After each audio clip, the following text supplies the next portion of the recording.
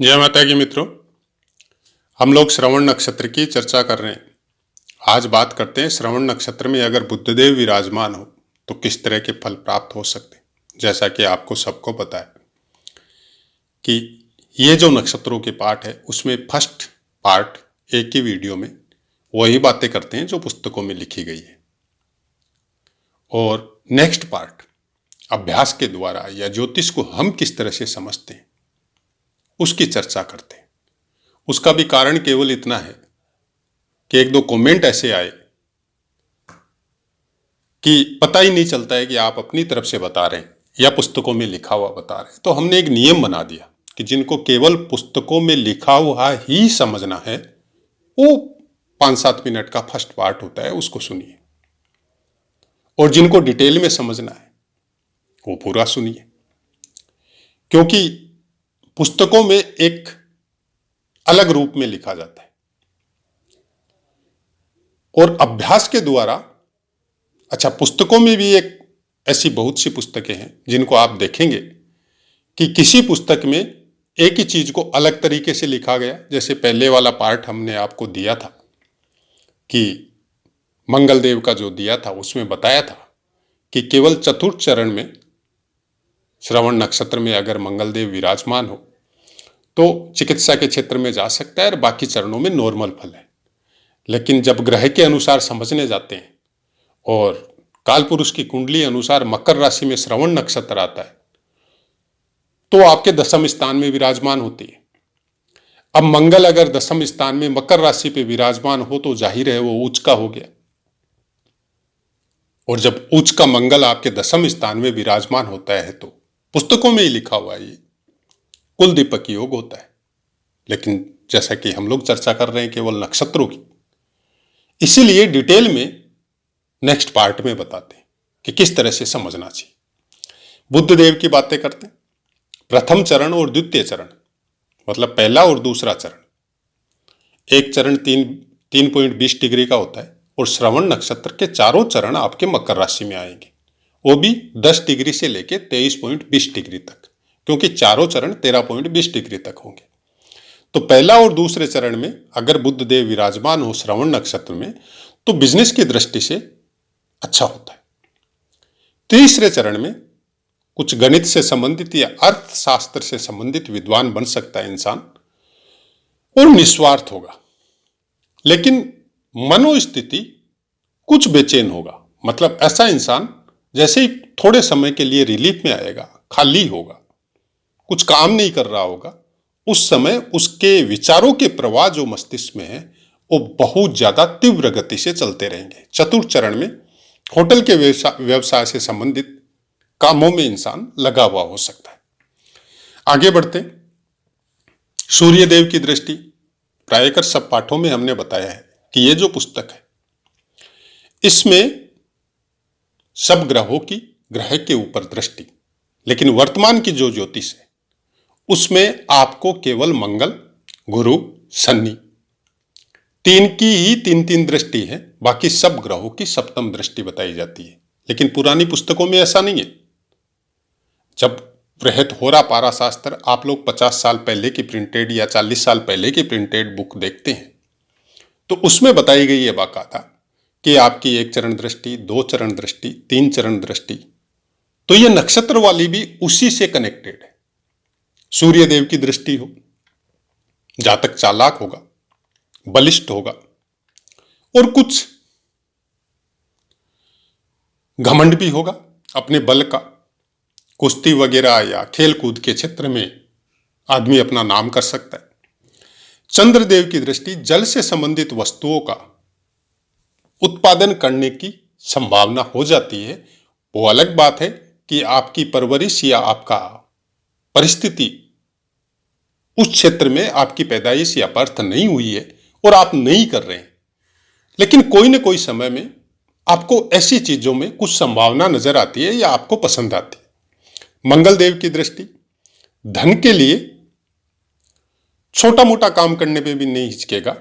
मतलब ऐसा आदमी धन के विषय में कुछ विशेषता अपने अंदर रखता है और धन जोड़ने की प्रवृत्ति ऐसे इंसानों में होती है। गुरुदेव की दृष्टि ग्राम या नगर में सम्मानित या शासकीय डिपार्टमेंट में प्रमुख पद पे जा सकता है।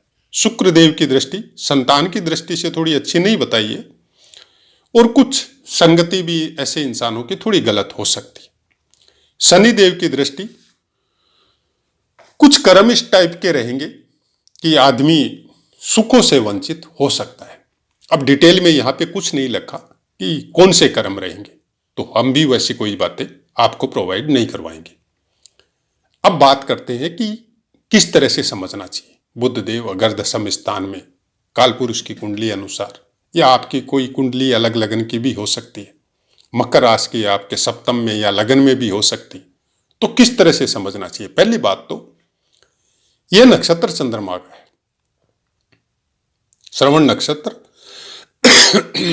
चंद्रमा का है, और चंद्रमा के नक्षत्र में जब बुध देव विराजमान होंगे, वो भी कहां पे, नवमांश के हिसाब से 10 डिग्री से लेकर 13.20 डिग्री तक जब रहेंगे तो मेष का नवमांश रहेगा। 13.20 डिग्री से 16.40 डिग्री तक रहे तो वृष का नवमांश रहेगा, और 16:40 से 20 डिग्री तक मिथुन का नवमांश रहेगा, और 20 डिग्री से लेकर 23.20 डिग्री तक आपका कर्क का नवमांश रहेगा। तो आप पहला नवमांश, दूसरा नवमांश और चतुर्थ नवमांश, इसमें भी अगर पूरी तरह अलग हटाए चतुर्थ नवमांश, ये कुछ अच्छा नहीं है बुध देव के लिए, चाहे आपकी लगन में कहीं पे भी विराजमान हो। आपका खुद का मकर लगन हो सकता है। अगर कर्क के नवमांश में रहेंगे, चंद्रमा के ही नवमांश में रहेंगे और चंद्रमा के ही नक्षत्र में रहेंगे, तो वहां पे आपको देखना सबसे ज्यादा जरूरी हो जाता है कि चंद्रमा का पोजीशन कैसा है। वो अस्त है, वो बली है, वो पाप ग्रहों से युक्त है, दृष्ट है, यह आपको देखना बहुत जरूरी होता है। बाकी 3 नवमांश में कुछ विशेष खराब फल नहीं देंगे बुध, लेकिन वहां पे भी आपको चंद्रमा की पोजीशन देखनी बहुत जरूरी है। चंद्रमा की युति, बुध की युति किसी के साथ है, प्रायकर सूर्य देव के साथ रहती है, वो भी देखनी जरूरी है। कौन से ग्रह की दृष्टियां पड़ रही है वो भी देखनी आपको बहुत जरूरी है। अगर शनिदेव की दृष्टि पड़ रही है तो यहां पे फिर शनिदेव का भाव या शनिदेव की दृष्टि जो है, वहां पे भी 3-3 दृष्टियां हैं। बाकी 1 चरण 2 चरण वो तो है ही, उसके अलावा भी 3-3 दृष्टियां हैं। तो वो दृष्टियों में दशम दृष्टि अगर पड़ रही है तो वो अच्छे फल प्राप्त करवाएगी आपको। लेकिन सप्तम या तीसरी दृष्टि पड़ रही है तब फिर वहां पे बुध देव का डिस्टर्बेंस हो सकता है। तो ऐसा ही कुछ जब श्रवण नक्षत्र में बुध देव को आप देखेंगे तो आपको पूरी तरह बाकी ग्रहों को, बाकी स्थानों को देखना जरूरी है कि क्योंकि बुध आपकी बुद्धि को डिस्टर्ब करते हैं। अब वो डिस्टर्बेंस आपकी पॉजिटिव भी हो सकती है, नेगेटिव भी हो सकती है। आप नेगेटिविटी में ज्यादा जा सकते हैं या आप पॉजिटिविटी में ज्यादा जा सकते हैं। तो वहां पे मकर राशि का स्वामित्व शनिदेव के पास है, और नक्षत्र अनुसार चंद्रदेव के पास पूरे नक्षत्र का स्वामित्व है। तो दोनों ग्रहों को आपको देखना बहुत जरूरी है। और लगन आपका कौन सा है, ये श्रवण नक्षत्र जिसमें जो भी ग्रह बैठता है वो आपके कौन से स्थान में जाके विराजमान हो रहा है। हम लोग बातें कर रहे हैं बुध देव की, तो बुध देव को देखना है कि वो कौन से स्थान में बैठते, उस स्थान विशेष का फल या बल उस जगह में उसको भी प्राप्त होगा। अब वो बलहीन होगा या बल युक्त होगा, वो संपूर्ण उसका अध्ययन करेंगे आप कुंडली के द्वारा, तब समझ में आएगा। लेकिन उस स्थान विशेष का फल आपको उस ग्रह के जो भी नक्षत्रों के पाठ आपको दिए जा रहे हैं उसको भी आपको ऐड करना पड़ेगा, तब जाके कुछ समझ में आएगा। लेकिन यहां पे छोटे छोटे रूप में ही हम लोगों को हर चीज को समझना पड़ेगा। एक साथ में पूरी बुक आप सोचते हैं कि भाई एक ही वीडियो में या 2 वीडियो में या 3 वीडियो में ज्योतिष समझा दिया जाए, तो हम 20 साल से अध्ययन कर रहे हैं, हम ही पूरी तरह नहीं समझे तो आपको कहां से समझाएंगे।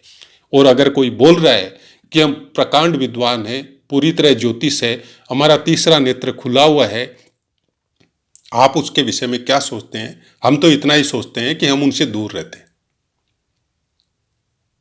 क्योंकि ज्योतिष जो ईश्वर की ज्योति है, जिनको समझने के बाद में आपको वेदों का सार समझ में आने लगता है, वो अगर प्राप्त हो जाए इस जीवन में, एक ही जीवन में, तब शायद इस भौतिक शरीर का रूपांतर हो जाएगा कुछ अलग टाइप के ऊर्जा में। फिर कुछ बताने की जरूरत नहीं है। अगर इतना ज्ञान या इतनी दृष्टि हमको मिल जाए तो हमको वीडियो बना के आपको बताने की जरूरत नहीं है। हम यहां बैठे बैठे डायरेक्ट टेलीकास्ट कर सकते हैं आपके दिमाग में। ये कोई छोटा मोटा विज्ञान या छोटा मोटा कोई वो नहीं है कि हम लोग 1, 2, 5, 10 पुस्तकें पढ़ के इस ज्ञान को प्राप्त कर लें। इतना आसान नहीं है। हाँ, कुछ ऐसी दृष्टियां होती है जिसको आप ये बोल सकते हैं कि हम लोगों के शरीर में जिस तरह का ब्रह्मांड का प्रारूप है उसी तरह का सेम एज इट इज आपके बॉडी में वैसा ही प्रारूप है। तो आपको अगर ज्योतिष अच्छी लगती है, पढ़ना अच्छा लगता है, सुनना अच्छा लगता है, तो आप कुछ न कुछ ऐसे कर्म जरूर करेंगे, कुछ न कुछ ऐसी चीजें आपके अंदर इस जीवन में नहीं आई है। कई जन्मों के जन्म लेने के साथ साथ आप उस ज्ञान को प्राय कर हर जन्म में उसको स्टोर करते आ रहे हैं, तब आपको वो अच्छी लगती है, ऐसे ही अच्छी नहीं लगती है। तो कुछ न कुछ अंश पहले से विराजमान है, उसको बस क्लिक करना है। इस जीवन में जैसे ही आप उसको पढ़ेंगे, उसको समझेंगे, थोड़ी बहुत उसके ऊपर अभ्यास करेंगे, तो वो पुरानी वाली चीजें आपकी क्लिक हो जाएगी। तभी बोलते हैं कि कुछ देखे होंगे कि ये ज्योतिष बहुत अच्छा बताता है, जबकि उसका कोई अध्ययन इतना अच्छा नहीं है। उसका कारण ये है कि किसी जन्म में उसने बहुत अध्ययन किया था, वो उसके साथ ऐड हो गया। तो ऐसा है मित्रों, पाठ समझ में आया होगा। पाठ से संबंधित कोई भी बात हो आप कमेंट करके पूछ सकते हैं। आप अपनी वाणी को विराम देते हैं, आपसे आज्ञा लेते हैं। जय माता।